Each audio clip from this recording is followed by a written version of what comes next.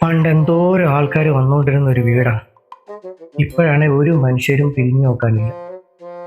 മിച്ചറിലാണെ പണ്ടത്തെ പോലെ അണ്ടിയുമില്ല. ഹാ, ആരപ്പാ ഈ സമയത്ത്? ദൈവം ഇത്ര പെട്ടെന്ന് എന്റെ വിളി കേട്ടത്? ആരാണ്? സുധാകരേട്ടൻ? അതെ, സുമേഷ് അല്ലടാ നീ? അല്ല.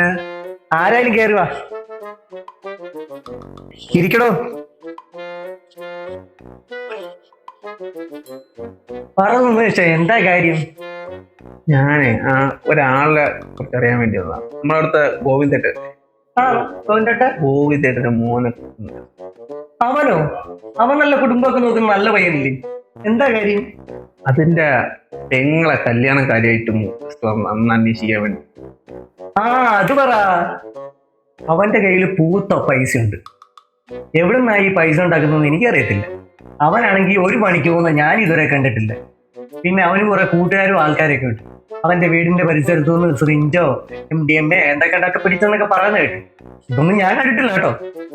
പക്ഷെ വേറൊരു കാര്യമുണ്ടല്ലോ, പറയാതിരിക്കാൻ പറ്റും. കാണാൻ നല്ല സുന്ദരം പയ്യനാ സുമേഷേ. അല്ല ഏട്ടാ, അതെന്താ പണി? ഞാൻ ഇതേപോലുള്ള സഹായങ്ങളൊക്കെ നാട്ടുകാർക്ക് ചെയ്ത് ഇങ്ങനെ ജീവിക്കുന്നു. പിന്നെ അവൻ്റെ ഒരു അനിയനുണ്ട്. എന്റെ പൊന്നോ, എന്ത് പോലെ കളവൻ. 2 ഓലക്കീറോ വെള്ള തുണി എടുത്തോളൂ എന്നെ മൂടാൻ.